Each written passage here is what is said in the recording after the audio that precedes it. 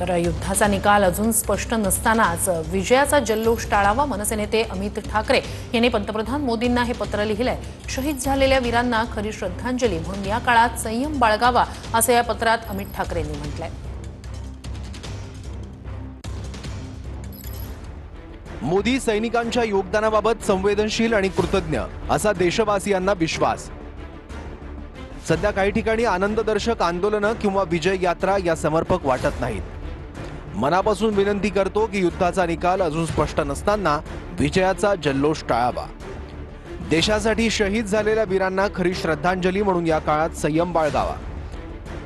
सैनिकांच्या बलिदानाच्या पार्श्वभूमीवर सध्या समाज म्हणून आपण अधिक संवेदनशील राहण्याची आवश्यकता।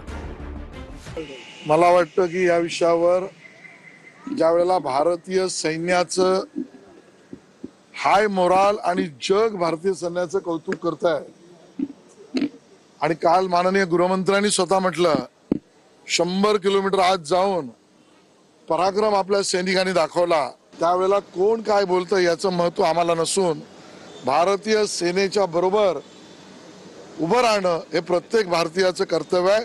म्हणून तिरंगा यात्रा आम्ही करणारच।